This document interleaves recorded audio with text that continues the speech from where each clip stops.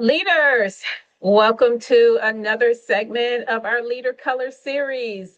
So, guys, here's the thing. This one, it hits home for me, right? Because this is the color of my leadership presence, right? This is the one that I identify with more than the other colors. Although I have a score in each of the colors, which means that I can identify and I understand where these colors are coming from. This is the one that scores off the chart. This is the one that I am. So again, today it's all about unlocking your leadership presence through color. And if you haven't had a chance to listen to the other videos about the other colors, I want to just invite you right now to go back to our page, find these videos, and find out which of these colors really speak to you. But today it's all about the color green. So, this is a workshop that I do in person. Rarely have I done it online. I do this type of workshop in person. So it's a very interactive workshop. So to give you an idea of what happens is that when you enter the room, when you enter the space, the first thing that you will notice is that there are beautiful posters up around the room. And what I will ask you to do is go to one of those colors that really speaks to you, especially when it comes to your leadership capacity. Go around the room and just sit right in front of that particular color. When you're there, you'll probably be joined by others in the room, others attending the workshop who knows, who also identify with that particular color. And if that is the case, while you're there, you're just going to share some things with people about your leadership style and just how you feel like this color really speaks to who you are as a leader. And you're looking at things like the way you communicate, the way you make decisions, the way you manage conflict, all of those different things. Then I have everyone to share based on those who you met there at that particular color. You'll go back to your seats, and then from there, I will continue to workshop with some other segments that I'm going to talk to you about. But after that, you will take the leader color assessment, which is our spectrum assessment that we have created, and we're so excited about, and we've shared with so many leaders until it's unreal. But we know that what this tool does is definitely allow you to identify your dominant leadership color, your dominant leadership presence around this particular color. And literally, we usually get it right 9 times out of 10. Whatever color you leaned into when you walked in that room, that assessment will pick that color up. And so I shared with you that there are videos out here in YouTube world about our other colors that we have addressed in this series. The first one was our gold, and our gold, those are our achievers. I see them as our achievers. You have an achiever leadership style. You're very decisive, you're structured, you're results oriented. When it comes to your strength, you get things done with clarity and with speed. But there's a reminder that you have to pay attention to how pushy you may be about coming and getting to results, that you may actually push yourself out of building relationships in the process. So your drive is outcomes and processes. That's the thing that drives you. But don't forget that there are people involved. There are people who are there. So you want to make sure that you are not overlooking the relationships that need to be built throughout different processes, throughout different situations. Don't forget the people. When it comes to our orange, these are our visionaries, right? They're energetic, they're creative, they're future focused. Their strength is that they inspire, they motivate, they spark innovation. Just their very presence makes us think outside the box. But they too have to watch out for some things because they may overlook details and struggle with follow through. Why? Because they're so big on looking at the big picture that they forget about the right now. And that's important. Then we have our blues. Our blues are our connectors, right? I love our blues. These are our amiables here. And our blues, they're very empathetic. They love to collaborate. They're very relationship focused, just like our orange, who is also a future focused, but they are very much people focused. Our orange, the visionaries are. But their strength lies in that they know how to build trust amongst the team. They thrive on harmony. They're very loyal, but they too have to watch out for some things, because these are the ones that may avoid those tough conversations, may avoid conflict. Why? Because it doesn't feel good. And so because it doesn't feel good, they're thinking about how it's making people feel in the process, and they may avoid some conversations that need to happen. And that brings us over here to our greens, and I see us as the architects. I shared with you earlier about walking in a room of the workshop and looking at the colors. And then from there, you go back to your seat. And when you get there to your table, I have an image of a person, and that person is your leadership avatar. And what I have you to do is to begin to use the colors around the one that you chose to help create what your leadership avatar looks like. Talk about your strengths, your values, your behaviors, your legacy, all of this in that color, just to bring that color a little home for you. And then from there, you go right into taking the leader color spectrum, the leadership presence assessment. And as you can see, my book back here, The Power of Presence, all of this that we are doing in this workshop has a lot to do with my book, The Power of Presence, an 8-step framework to becoming an unforgettable leader. And I tell you, it just really brings home the concepts in our book. This workshop really brings it home. So this assessment is one of the things that came out of the book that I wrote. I think it came out in 2025. Yeah, that was just last year, guys. If you haven't gotten the book, it's on Amazon. You're welcome to go I don't have an audio version yet.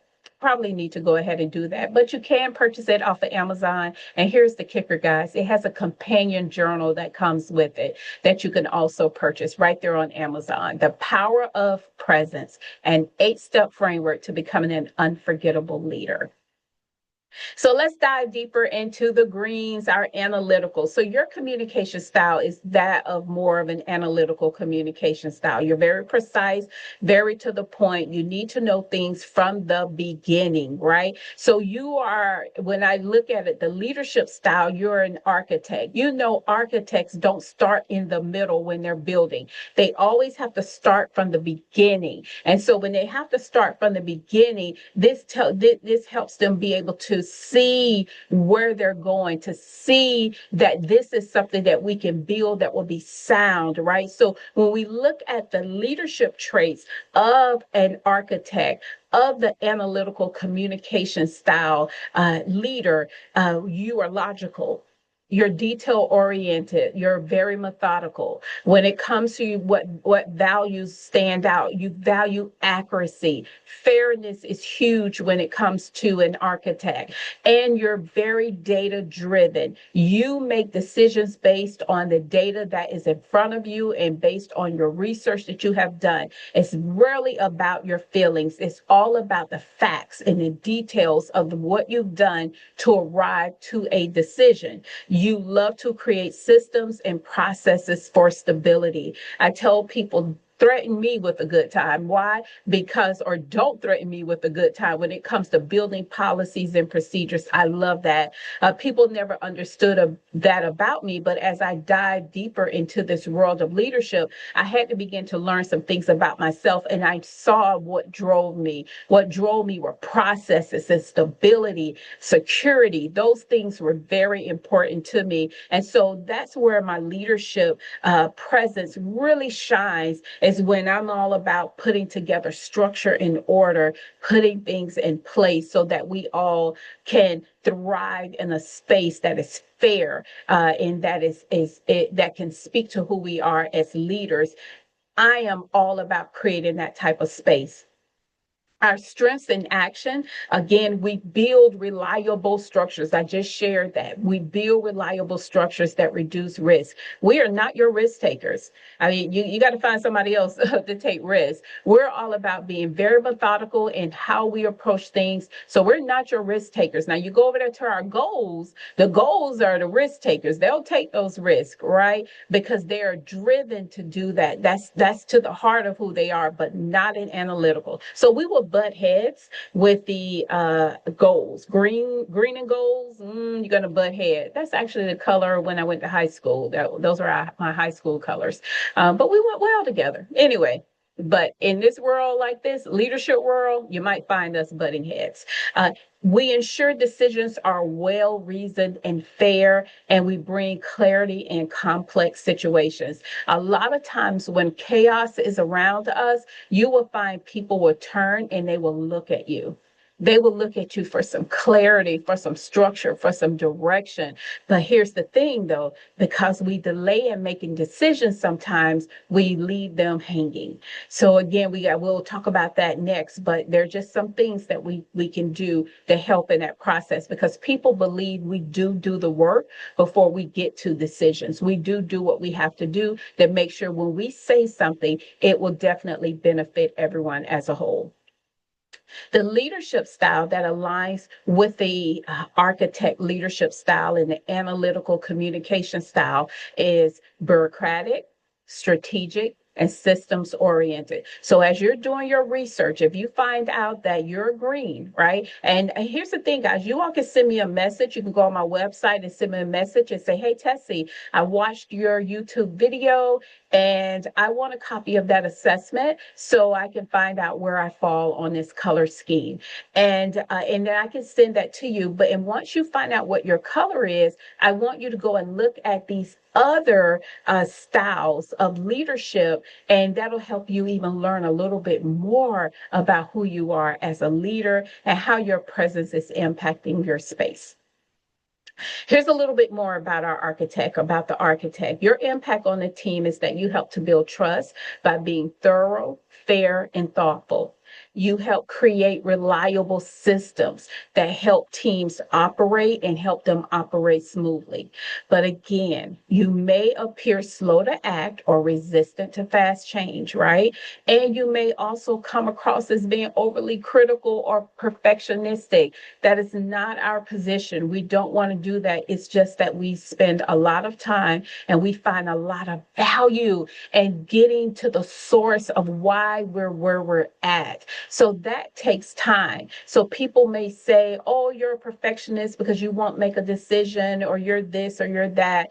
And if that is the case, guys, then understand that because we are in the room with not a whole bunch of us, a whole bunch of greens, you have to understand that the oranges, they are visionaries. They are ready to move. They're ready to make decisions. So we have to understand that they need us to jump, to get on board. They need us to see what they are seeing. So we have to do a lot of more work of understanding where people are coming from and the things that drive them.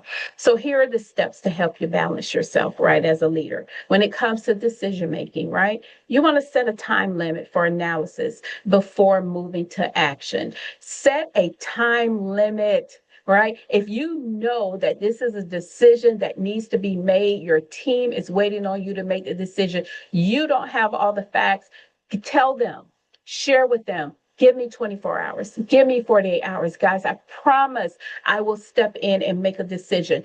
Do that, okay? Because again, you have to, what that is doing is holding you accountable as well as them accountable to come back to you, but to also give you the space you need within that time frame that you requested in order to make a decision. But here's the thing, at the end of that, make the decision, make the choice, right? Don't leave people hanging, because you have to put a time limit on all this analysis that we're doing. Yeah, it feels good to us. We love it. But to everyone else, it just looks like we're delaying, and that's not acceptable.